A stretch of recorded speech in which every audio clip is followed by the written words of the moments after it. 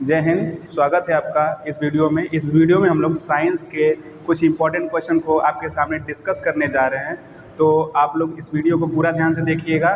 तो आइए शुरू करते हैं। आपका पहला क्वेश्चन है, कड़वाहट के लिए मानव जीव का संवेदनशील क्षेत्र है। यानी कि आपको टेस्ट के बारे में पूछ रहा है और वो टेस्ट कैसा होना चाहिए? कड़वा होना चाहिए। देखिए, आपकी जीभ जो है उसमें टेस्ट बड पाए जाते हैं। टेस्ट बड काम क्या करते हैं? उसको टेस्ट करने का काम करते हैं, जिससे हमको स्वाद का पता चलता है कि कोई भी पदार्थ खट्टा है, मीठा है, नमकीन है, किस तरीके का है। तो यहाँ पर आपका जीभ का स्ट्रक्चर कुछ इस तरीके से होता है। अगर हम जीभ के सबसे निचले वाले सिरे को देखें तो यहाँ पर हमको मीठे का आभास होता है। यानी कि जीभ की जो सबसे आगे वाला हिस्सा है वहाँ पर हमको कैसा आभास होता है? मीठा आभास होता है।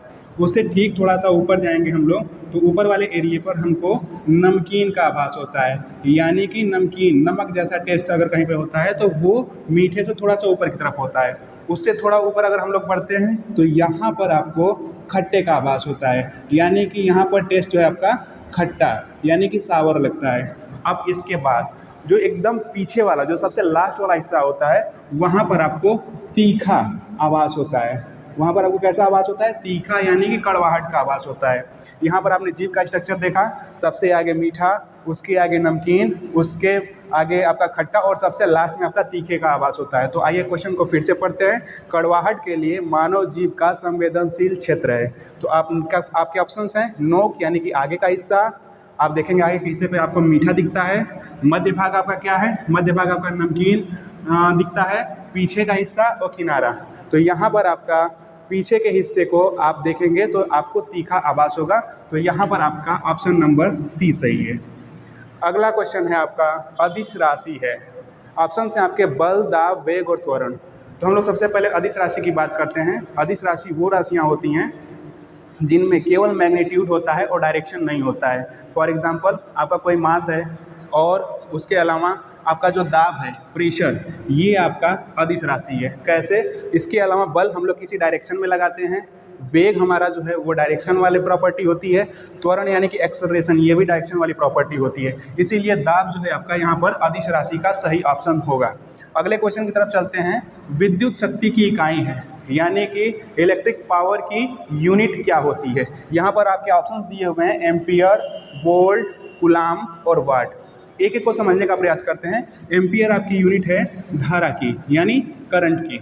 यहाँ पर अगर आप वोल्ट की देखेंगे, बात करेंगे तो वोल्ट जो है आपकी विभवांतर की इकाई है।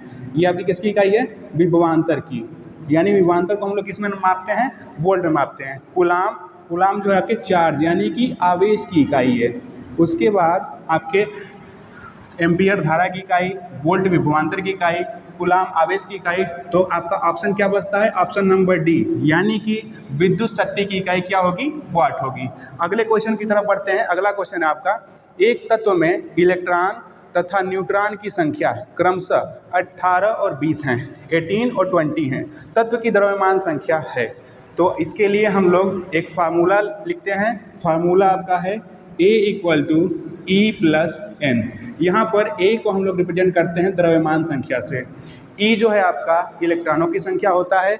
N जो है आपका न्यूट्रॉनों की संख्या होता है। आप जानते हैं कि न्यूक्लियस में आपके प्रोटॉन और न्यूट्रॉन रहते हैं। उसके चारों तरफ इलेक्ट्रॉन डिफरेंट सेल्स में मूवमेंट करते रहते हैं। लेकिन एक चीज़ आप लोग और जानते हैं, एक बात, कि जो प्रोटॉनों की संख्या होती है वो इलेक्ट्रॉनों की संख्या की इक्वल होती है।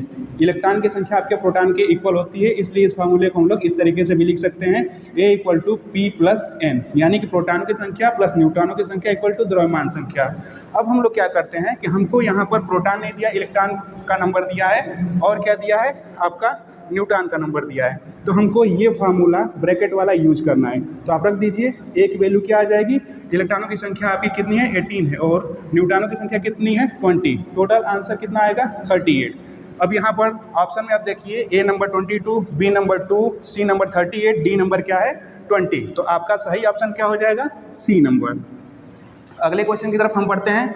अगला क्वेश्चन आपका है, हड्डियों की पढ़ाई विज्ञान की किस शाखा के अंतर्गत किया जाता है? आपके ऑप्शंस दिए गए हैं, जियोलॉजी, सेरोलॉजी, ओरोलॉजी, ऑस्ट्रियोलॉजी। तो हम लोग एक एक को डिस्कस करते चलते हैं। जियोलॉजी क्या होता है? अगर हम लोग धरती के बारे में पढ़ें तो भूगर्भ विज्ञान को हम लोग क्या कहते हैं? जियोलॉजी कहते हैं। भूविज्ञान या भूगर्भ विज्ञान, इसको हम लोग बोलते हैं भूविज्ञान। यानी इसमें हम लोग पूरे अर्थ के बारे में पढ़ते हैं। तो ये आपका जियोलॉजी की शाखा होगी। सेरोलॉजी, सेरोलॉजी क्या होता है? अगर हम लोग शरीर में शारीरिक द्रव्य के बारे में बात करते हैं, शारीरिक द्रव्य के बारे में बात करते हैं, तो इस शारीरिक द्रव्य के बारे में जो पढ़ाई की जाती है वो शाखा क्या कहलाती है? सेरोलॉजी कहलाती है। ओरोलॉजी क्या है? इसमें हम लोग पर्वतों के बारे में स्टडी करते हैं। किसके बारे में स्टडी करते हैं? पर्वत के बारे में। तो आपका हड्डियों की पढ़ाई विज्ञान के किस शाखा के अंतर्गत किया जाता है? तो आपका ऑप्शन नंबर डी करेक्ट होगा। ओके, अगला क्वेश्चन है आपका क्वेश्चन नंबर 6। किस विलयन का पीएच 7 से अधिक है? यहाँ पर आपको पीएच वैल्यू की बात की गई है। तो पीएच वैल्यू को समझने के लिए हम लोग सबसे पहले पीएच स्केल की बात करते हैं। पीएच स्केल में आपका 1 to 14 एक स्केल होती है जिस पे नंबर्स लिखे होते हैं 1 2 3 डैश डैश डैश। यहाँ बीच में आपका 7 होता है और यहाँ पर आपका 14 होता है। 1 to 14 तक एक ऐसी स्केल जिसके ऊपर हम लोग पीएच वैल्यू को देखते हैं। ये आपका पीएच वैल्यू शो करता है। तो आइए हम लोग समझते हैं कि पीएच वैल्यू को शो कैसे करते हैं। सबसे पहले आपने बीच में देखना है, बीच में क्या है आपका 7। अगर किसी भी लिक्विड का पीएच वैल्यू 7 है तो वो न्यूट्रल यानी कि उदासीन बोला जाता है। उदासीन का मतलब आपका वो न्यूट्रल फॉर्म में रहता है। और न्यूट्रल क्या है आपका? पानी। पानी का पीएच 7 होता है। तो इसका एग्जांपल आपका क्या हो सकता है? पानी। अब हम आपको जो बताने जा रहे हैं वो इम्पॉर्टेंट पॉइंट है। जैसे ही हम लोग 7 से लेफ़्ट साइड में बढ़ते हैं, लेफ़्ट तरफ, और जैसे ही हम लोग राइट की तरफ बढ़ते हैं, दोनों साइड में हम लोग जाएंगे और देखेंगे कि इधर एसिडिक कैरेक्टर बढ़ता है, किधर बेसिक कैरेक्टर बढ़ता है। तो पहला पॉइंट ध्यान से सुनिएगा, जैसे ही 7 से हम लोग लेफ़्ट की तरफ बढ़ते हैं तो हमारा एसिडिक कैरेक्टर बढ़ता जाता है। इधर से इधर की तरफ लेफ़्ट की तरफ जाएंगे 7 से तो हमारा एसिडिक कैरेक्टर बढ़ेगा। जैसे ही हम लोग 7 से 14 की तरफ जाएंगे तो हमारा कौन सा कैरेक्टर बढ़ेगा? बेसिक कैरेक्टर बढ़ेगा। ठीक है, तो आपका क्वेश्चन समझ में आ गया। चलिए क्वेश्चन को एक बार फिर से समझते हैं। किस विलयन का पीएच 7 से अधिक है? पहला पूछ रहा है बफर सॉल्यूशन। बफर सॉल्यूशन वो सॉल्यूशन होता है जिसमें किसी सॉल्यूशन में कंसनट्रेटेड एसिड और कंसनट्रेटेड बेस की अगर थोड़ी सी मात्रा मिलाई जाए तो उसके पीएच वैल्यू में कोई बहुत चेंज ना हो तो वो सॉल्यूशन बफर सॉल्यूशन कहलाता है। तो बफर सॉल्यूशन आपका नहीं होगा। अगला है आपका क्षारीय विलयन। क्षारीय विलयन को हम लोग बोलते हैं बेसिक सॉल्यूशन। तो यहाँ पर आप देख रहे हैं पीएच 7 से अधिक जाएगा, बेसिक कैरेक्टर बढ़ेगा, यानी कि ऑप्शन नंबर बी आपका करेक्ट है। ओके, चलिए अगले क्वेश्चन की तरफ चलते हैं। कीटभक्षी पौधे मिट्टी में किसकी कमी से उगते हैं? कीटभक्षी पौधे क्या होते हैं? कीटभक्षी पौधे वो पौधे होते हैं जो क्या करते हैं कि कीटों को खा जाते हैं।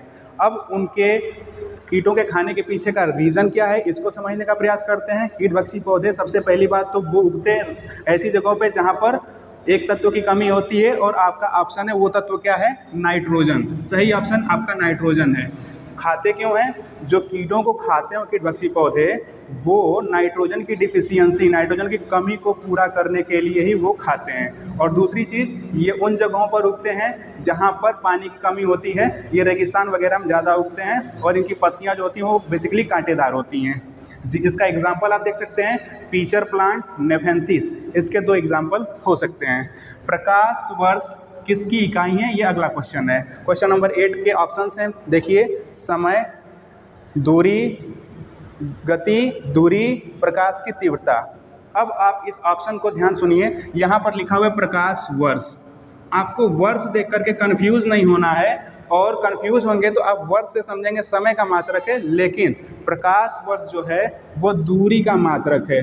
जब हम लोग खगोलीय दूरियों को देखते हैं, जब हम लोग पृथ्वी से सूर्य की दूरी को निकालते हैं तो बहुत ज़्यादा डिस्टेंस हो जाती है। उस डिस्टेंस को हम लोग ऐसे लंबाई के छोटे छोटे पैमाने पर नहीं नाप सकते हैं, इसलिए हम लोग किसका यूज़ करते हैं? प्रकाश वर्ष का यूज़ करते हैं। अगला क्वेश्चन देखिए ध्यान से, गतिमान बस में ब्रेक लगाने पर यात्री का आगे की तरफ झुकना न्यूटन के किस नियम पर आधारित है? पहला नियम है, दूसरा नियम है, तीसरा नियम है, क्रिया प्रतिक्रिया।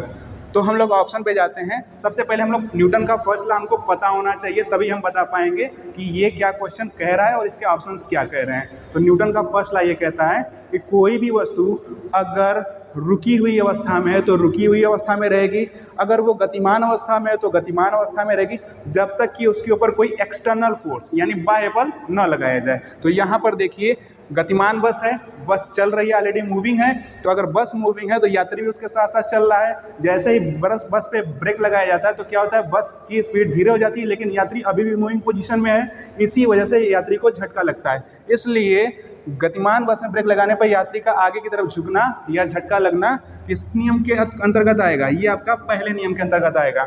दूसरा नियम जो है वो पहले नियम का मैथमेटिकल रिप्रेजेंटेशन है। तीसरा नियम क्या है, तीसरा नियम और क्रिया प्रतिक्रिया ये दोनों ही सेम है, एक्शन रिएक्शन इसको बोलते हैं। अगले क्वेश्चन की तरफ चलते हैं। इनमें से क्या रक्त स्कंदन में सहायक है? इनमें से कौन रक्त स्कंदन में सहायक है? आपके ऑप्शन है vitamin A, vitamin D, vitamin के और फॉर्मिक एसिड।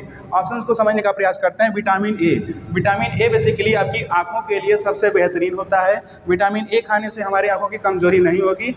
और विटामिन डी जो है आपका सन रेज जो आती हैं उनके थ्रू हमको मिलता है। और विटामिन के, देखिए यहाँ पर विटामिन के ही सही ऑप्शन होगा, क्योंकि ये रक्त के स्कंदन में यानी कोआगुलेशन में यानी कि रक्त का थक्का बनाने में मदद करता है।